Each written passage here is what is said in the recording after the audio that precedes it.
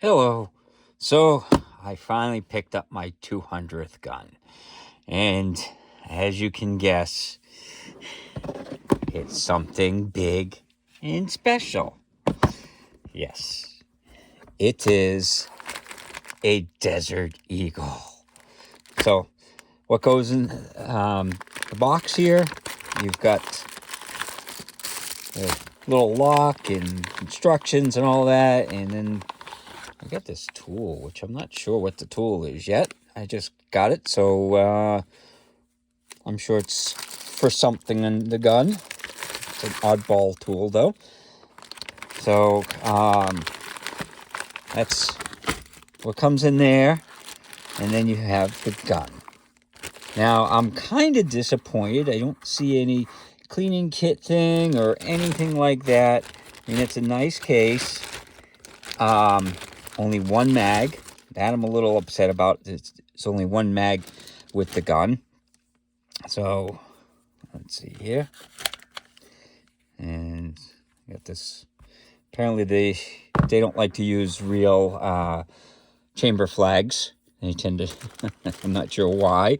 You think Magnum Research would have the money to do that. And you can see it's packed in grease.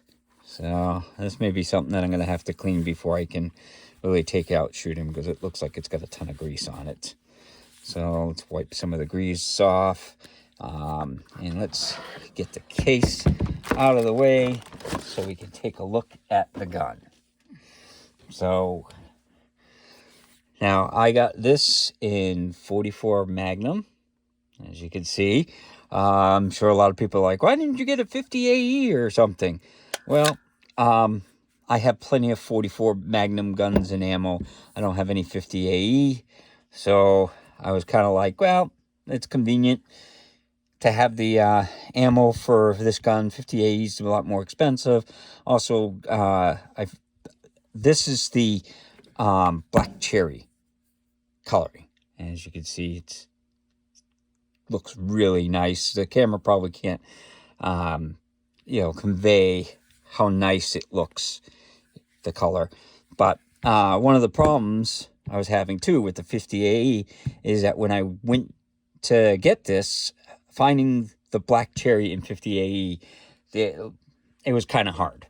So I was like, no biggie, So that helped to decide on the 44 Magnum. I mean, I would have also considered it the 357 too, because I like the 357 round. But I ended up going with the 44 Magnum. So, and it's definitely big and chunky. So let's get some weights and stuff. So this is coming in at 70.8 ounces. So it's not a lightweight. And as you can see, it's empty. So let's see what the trigger pull is. Now, the trigger was really nice on this, so I'm expecting a super light trigger pull. Oh, that's 5 pounds, 12 ounces. I'm going to do it again because it did not seem that heavy. Maybe it's just because it's so smooth. Well, that's kind of weird. That's like 8 pounds. Let me try it one more time. Yeah, that's 4 pounds. So it's probably where I'm pulling on the thing that I'm getting all these readings. Because it feels like it's like, 3-4 pounds, not 8 pounds. So, and it's a single action only. So the trigger pull, I mean, even if I, the reset on this, the reset would be, it's fully out, but there's not much travel in there, so it doesn't really matter. So there's the slide release, there's the mag release, and of course you've got 8 rounds of glorious 44 Magnum. So you don't need 15 rounds. This 44 Magnum's like having 5 9mm. And of course with the color, it's a magnifier for the power, right? If it's shiny or colorful, it's got more power, right? No, just joking. That's not real. So, and then you got the safeties. This is the newer style. This is the Mark 19, I think is what they're up to now. Doesn't say it on the gun, but I'm pretty sure it's the Mark 19. It's got the new style safety switches on it that you kind of just, which there's no way I'm going to be able to flip that easily. So, because like the reason why I haven't gotten a Desert Eagle after 40 years of collecting is because when I grab it, I can barely touch my fingers. So the handle's big for my hands. So I was like, yeah, it may be too big. But I figured I wanted something ridiculous for my 200th gun. So I figured a Desert Eagle is about as ridiculous as you can get for it. The sights are drift capable. They're not fully adjustable, but you can drift them side to side. Like I said, the trigger pull on it is really nice. It's nice and smooth. You really, you can't tell, like when you can't really tell, like it doesn't hit a wall or anything when you pull the trigger. And then there's the takedown lever right there. So you push it up and, flip that down and stuff. It uses a rotary lockup and it's gas operated, kind of like what you'd see, like it kind of looks like an AR-15 type bolt. So it's the same idea. When you fire it, it locks up, goes into the chamber, locks up, and then when you fire it, the gas piston starts it back just like you would an AR-15. But the grips they're rubberized, along the sides and the back. You can get some with the front finger things, but that made the grip bigger, and I was like, I don't want the bigger grip. I want something that's going to be as small as I could get my hand around. But it is massive. And actually, pulling the slide back is easier than most guns that I fire, and that's probably because of the rotary lockup. It's definitely lighter than some of the 10 millimeters I have. So it'll be interesting to see how it is to fire, because I haven't fired one before. It's got the pick rail, so if you want to add a scope. So this is optics ready. Imagine that. It's been optics ready for, like 30 years now. But it's definitely a massive gun, massive hammer there. Everything about it is big, and I ended up buying a couple 100 rounds so I can play around with it, and just, I know it's going to be a fun gun to shoot. So hopefully when I take it out, I'll take it out like this weekend and see how it shoots and get some video of that, and it's going to be fun. So this is my 200th gun, and I'm excited to shoot it. So why don't we take it out to the range and see how it shoots. Hello, so we're out here with my new Desert Eagle in black cherry. It's in 44 Magnum, and it comes with only one 8-round mag, but I did buy some more. I have never shot a Desert Eagle. We'll see how it shoots.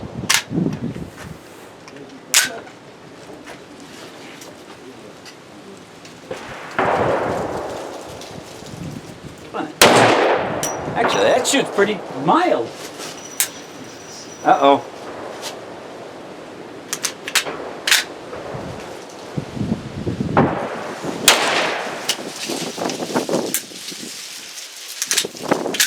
So it's having problems with the cycling. Could be light loads.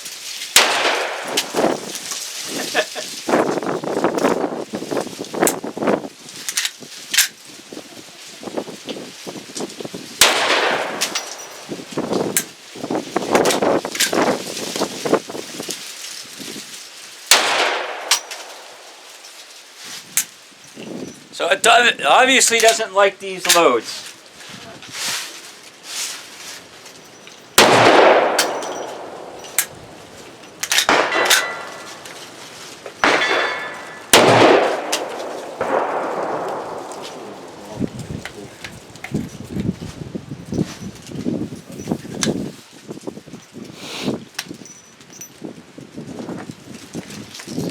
Okay, so I had it jammed, and it doesn't cycle. Let's see if it works a little bit better on this next mag.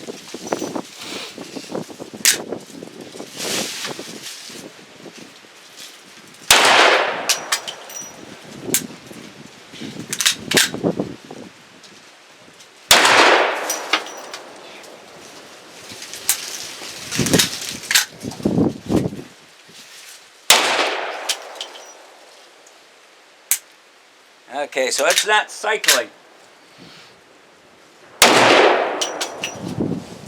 And we're having feed problems. Yeah, a little disappointed. I expected it to work better than that, but it may need some break-in.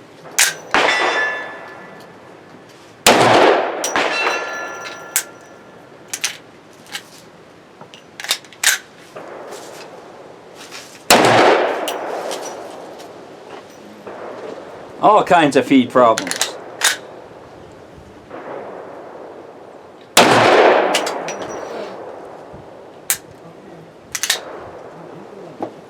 Okay, a little disappointing in the first couple mags, but we're going to shoot a bunch today and see how it shoots. Maybe it'll break in. So again, this is the Desert Eagle in 44 Magnum. And the loads I'm using are the Fiocchi 240 grain. So we'll see. What is it? You So, the thing where you do the down? I started firing these, the MagTech 44 Magnums in the Desert Eagle, and those seem to have enough oomph. So,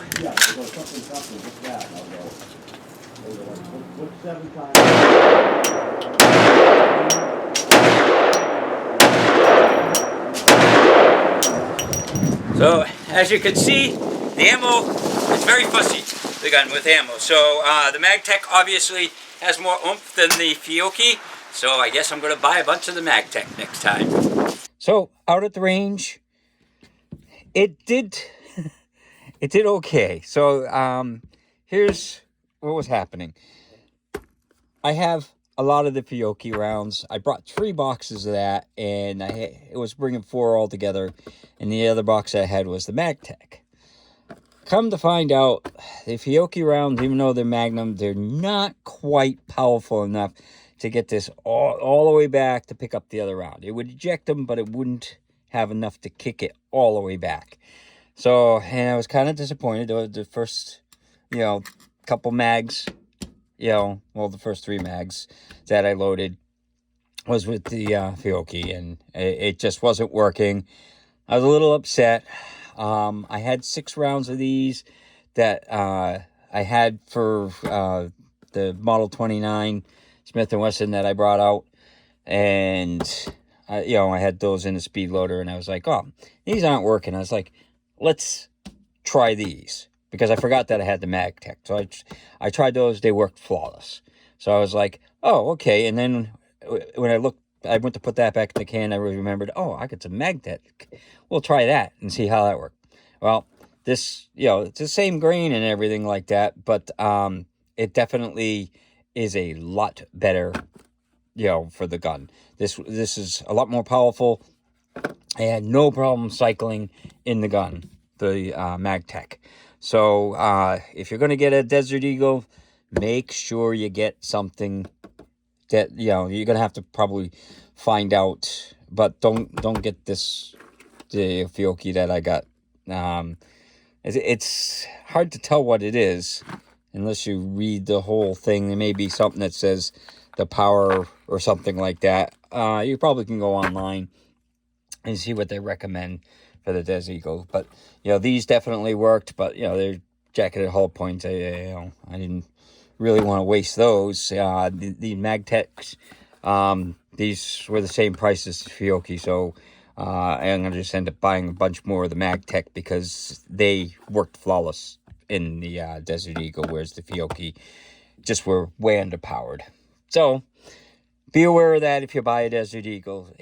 Ammo is going to be, it's going to be fussy about the type of ammo. As far as accuracy, I was having trouble with the water bottles, and this is like I said, I shot like 3 mags of this, a few of these, and the whole box of that, and it was like 10 yards, and I was shooting at this and some more water bottles and stuff. So, it does pretty good for accuracy. I think, as you can see, I'm hitting low. I think with the water bottles, that's why I was missing, is I was probably shooting underneath or something like that, because on the board there were definitely some marks where it hit the board instead of the actual water bottles. So, and that's just me getting used to the gun.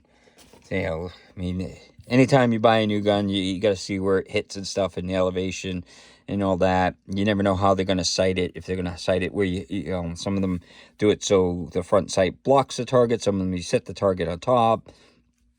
Some of them are 6 o'clock holds where it's down at the bottom of the target. So it all depends. But so taking this thing apart, it's a monster. So as you can see, it's empty. So there's you got the safeties there and stuff, but there's the takedown lever. So there's a button here, and you push the button in and you flip the lever down. So push it in, and as you can see, it pops up and it allows this to flip down. And when that flips down, the barrel comes off like that. There's a little cutout there, and then the slide comes right off. And then you've got a double recoil spring there, and up here is a piston. So, because it's gas operated, like an AR-15 or something like that. So, it's a similar idea. So, to put it back together, you put that in place, and it's notched a certain way. So, I mean, you can put it in there, but when you go to put this in, it's got to be turned around so that way this can go into that spot there. So if it's not turned around, it won't go in. And this is where it gets a little tricky, because you got to put the slide back on. You got to make sure the springs line up. Everything goes in like that. There's 2 holes down in the back here that this goes into, so you got to kind of get them into position. So I don't know how well you can see the 2 holes that are down in there, but you gotta get everything lined up. And then when it goes like, when you can get it so it slides on okay, this part goes into, I don't know how you can see it, there's like 2 notch outs. So what you do is you put that in like that, and then you push the barrel on. And like I said, you got to line up all these things. It's a little bit of pain, but see, once you get it in there, and you gotta push it back a little bit, and then the lever flips up. It's gotta be all on, or else the lever doesn't flip up. But there you go. So the lever flips up there, everything's lined up, and there you go. So sorry, I got a little bit of oil on it. I did oil it up after cleaning it from the range. So, but that's how it goes back together, and how it comes apart, so you can clean it. And I have to tell you one thing. The way the gas blowback system works is because of the piston going like that, you get powder all in the frame there, up along the side there. Powder is like everywhere. So, it's a little bit of work to clean it, because you get a lot of powder everywhere. If you get a black one, I guess you're not going to notice it. But with the cherry finish, I saw powder up here, all inside there. The piston and stuff. There was basically gunpowder everywhere. But it was fun to shoot.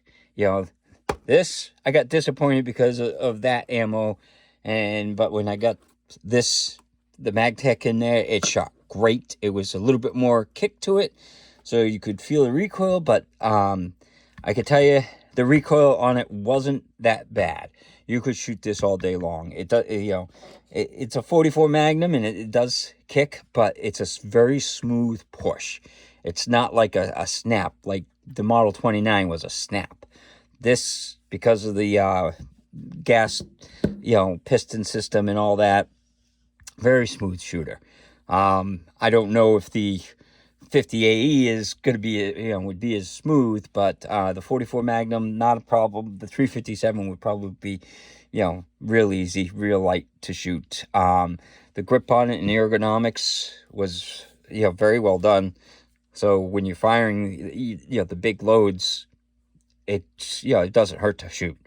Literally, I could shoot this all day long and it would not hurt to shoot. So it's definitely a fun gun. So this was number 200.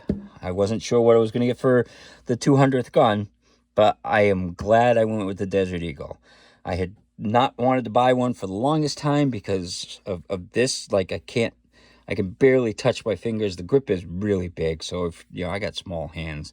So if you got small hands, you may not like the grip either, but it's smooth enough of a shooter that it doesn't come flying out of your hand. So that's something that I was pleasantly surprised, because I wasn't sure. Like the Model 29 hurts to shoot in 44, whereas some of my other 44s, like the Raging Hunter and Raging Bull, they're the grips are really nice on them and they don't hurt to shoot. And the Magnum ported. This one doesn't have the Magnum ported, and but the grips are really nice. So I guess it's to each his own, but I did like shooting it, and I had a couple friends with me, and they both were surprised at how comfortable it was to shoot. So, and they're not used to big Magnum guns like that. They're used to 9mm, and it kind of fired like a 9mm or maybe like a 10mm for a recoil. So it wasn't that bad, but so that's my take on the Desert Eagle, and I do love this color. If you're going to get one, you may want to ask about this color, because it does look beautiful. I don't know if you're like, oh, it's purple, it's a girly. I don't care. It looks really nice. I think that it's, even though it's a purple, they call it black cherry, it's manly enough. And I don't think anybody's going to bark at you if you have a purple Desert Eagle, because little petite women aren't used to shooting, stuff like this. This is, big guys usually get the Desert Eagles. Not to sound sexist or anything like that, but this is not something that, you'd see most women use. So if someone wants to make fun of you because you're shooting a purple Desert Eagle, then screw them. I don't care. I like the variety of colors. I might get another one in the all decked out chrome, or I do want the gold, but it's like 3 times the cost of this to get the gold finish. And I'm like, I don't know if that's worth 3 times the cost. But definitely, it's a fun gun. If you don't want to buy one, find someone that has one so you can try it. Because they're fun, and a lot of people will let you shoot stuff like that. I know I would. I mean, anybody who wants to shoot it, I'll let them shoot it. I don't care. The ammo's a little expensive at, buck around. But that's my 200th gun. It's a Desert Eagle and 44 Magnum. Hopefully you enjoyed the video, and hopefully you have a good day.